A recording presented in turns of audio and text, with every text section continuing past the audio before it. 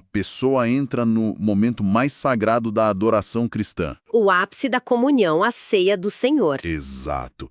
Mas, em vez de um ambiente de partilha, de graça, o que se vê parece uma daquelas festas corporativas super cruéis. Onde os executivos ficam ali na área VIP, bebendo champanhe e rindo alto, E os estagiários ficam do lado de fora, na chuva. de um lado de uma imponente casa romana, lá na sala de jantar principal, os membros ricos e influentes da igreja estão simplesmente empanturrados. Cheiro de carne assada enchendo o ar, o vinho rolando solto e, francamente, eles estão bêbados. Bêbados. Enquanto isso, do outro lado, no pátio externo, os trabalhadores braçais, os libertos, os escravizados que chegaram suados e bem tarde do trabalho, estão lá de estômago vazio. Assistindo a tudo isso calados. A própria mesa de Cristo foi sequestrada por um elitismo brutal.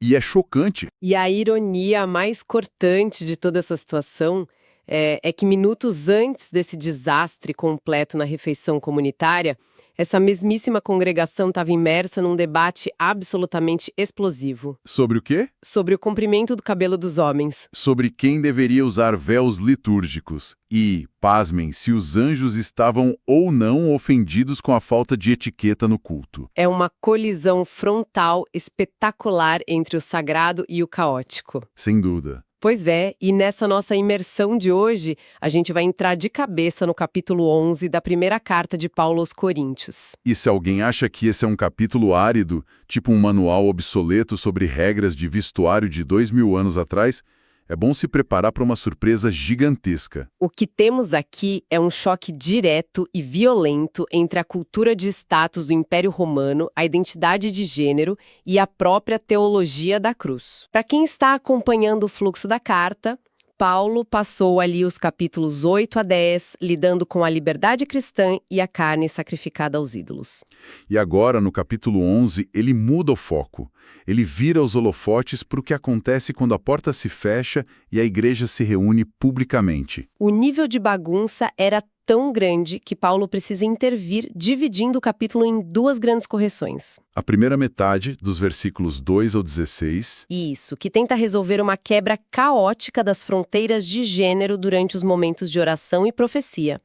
E aí a segunda metade, dos versículos 17 ao 34, lida com essas fraturas socioeconômicas que acabamos de descrever. fraturas que estavam simplesmente rasgando o tecido da ceia do Senhor. Exatamente. O pano de fundo de tudo isso é que Corinto era uma colônia romana altamente estratificada. A religiosidade lá, a famosa pietas romana, era basicamente um teatro público. As pessoas iam ao templo ou aos grandes banquetes para exibir riqueza. Influência, poder, e os coríntios trouxeram essa exata mentalidade corporativa para dentro do culto. Para ajudar a decodificar como Paulo desarma essa bomba relógio, nós trouxemos 3 gigantes da exegese do Novo Testamento. David Garland, Gordon Fee e Anthony Tasselton. E como eles batem cabeça em vários pontos, é vital entender a metodologia de cada um para saber por que eles discordam de forma tão veemente. Garland, por exemplo, é como um arqueólogo. A lente dele é focada nas evidências históricas e sociais.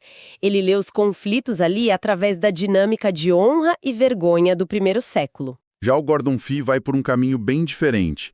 A lente do Fee é eminentemente teológica e muito focada na dinâmica do Espírito Santo. Pro Fee, a raiz de toda a confusão em Corinto era o que os teólogos chamam de escatologia superrealizada. Traduzindo isso para quem não tem um dicionário teológico aberto na mesa, eles achavam que já estavam vivendo no céu. Exatamente isso.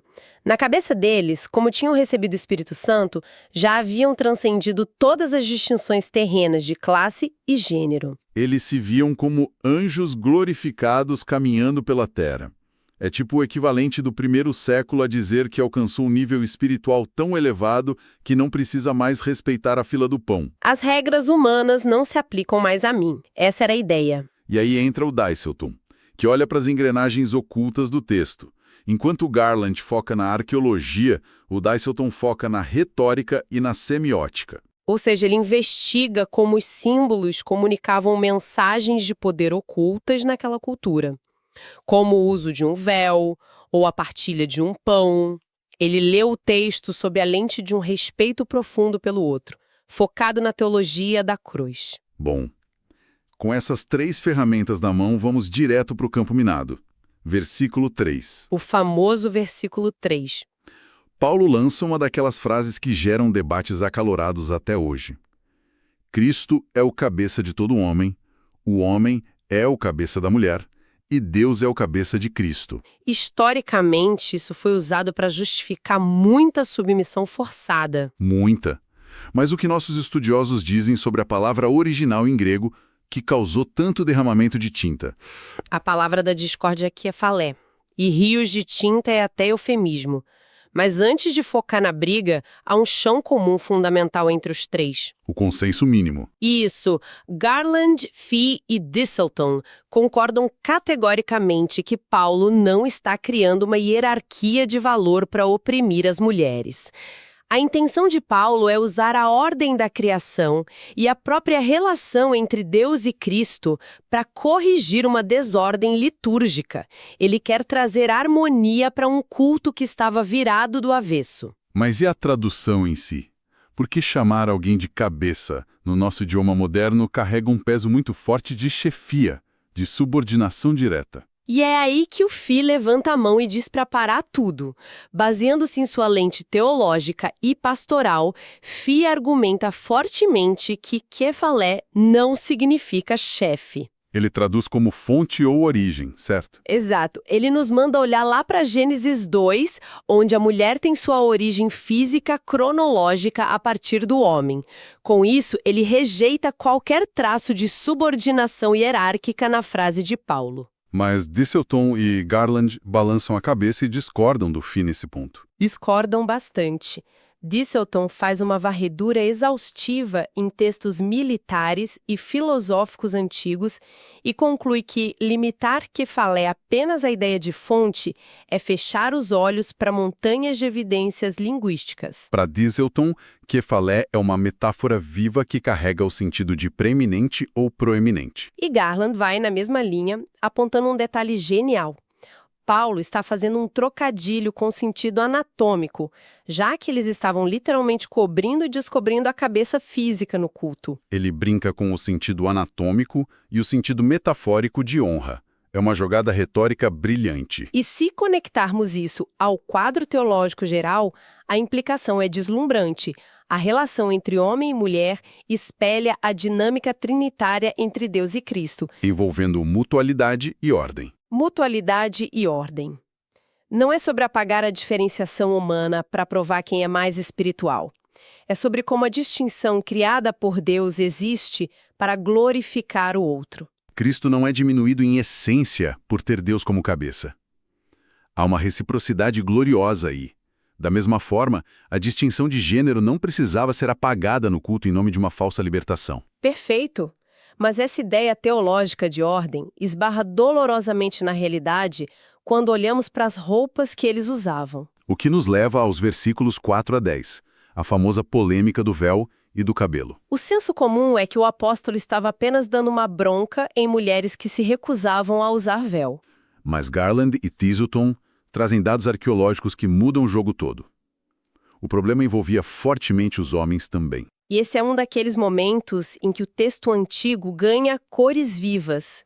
Existia uma prática religiosa pagã muito enraizada em Corinto, onde homens de elite cobriam a cabeça com a toga romana. A expressão grega é katakefales ekon. Isso. Eles faziam isso enquanto recitavam preces aos deuses.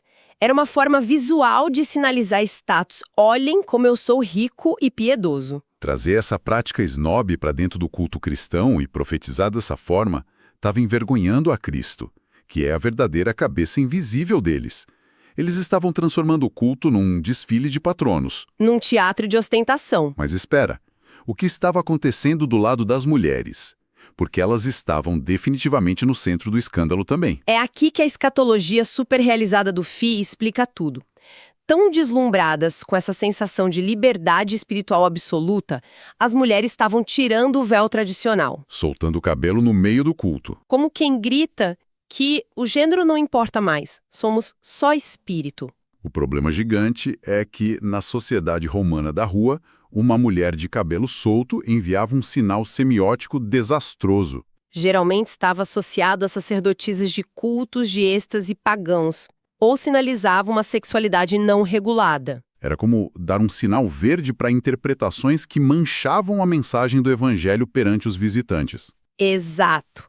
O que nos leva ao versículo 10 e a palavra grega exousia, que significa autoridade. E nossa, como isso já causou estragos ao longo dos séculos. Foi lido inúmeras vezes como se a mulher precisasse usar um véu na cabeça como uma espécie de coleira espiritual, um sinal da autoridade do marido sobre ela. Mas nossos especialistas destroem essa visão de forma unânime. Fee e Thistleton citam o trabalho clássico da erudita Morna Hooker. Um trabalho fenomenal. Para mostrar que exousia refere-se à própria autoridade da mulher para orar e profetizar. Thistleton traduz essa passagem de uma maneira incrivelmente lúcida. A mulher deve manter o controle de sua própria cabeça. Usar o véu litúrgico não era um atestado de subserviência, mas um distintivo de respeitabilidade pública intransferível. Ao usar o véu, ela não podia ser tratada como um mero objeto visual pelo público masculino romano ali presente. Ela se estabelecia como uma voz profética, respeitada, digna e inatingível. Ela detinha o controle do seu ministério. E isso amarra lindamente com o final do versículo que diz, por causa dos anjos. Os anjos eram vistos na cultura judaica como observadores da ordem cósmica na adoração. A adoração na terra deveria espelhar a majestade e o respeito mútuo do céu. Uma mudança de paradigma maravilhosa. A liberdade não é autonomia cega, é agir de forma que construa a dignidade da comunidade. Mas a dor de cabeça de Paulo estava longe de acabar. A partir do versículo 17, ele transita abruptamente da liturgia da oração para a liturgia da mesa. E o tom muda para pura indignação. Quando a igreja se reúne, o apóstolo diz com todas as letras que não é a ceia do Senhor que eles estão comendo. Garland nos ajuda a visualizar isso focando na arquitetura de uma casa greco-romana, que é onde as igrejas se reuniam. Essa imagem visual é chocante. A casa típica de um patrono rico tinha duas áreas principais. O triclinium, a sala de jantar nobre, que cabia talvez 9 a 12 pessoas confortavelmente reclinadas em sofás chiques. E tinha o atrium, o pátio central ou de entrada, onde o chão era duro e cabia mais gente, mas sem conforto nenhum. Então imagina a dinâmica social rolando solta.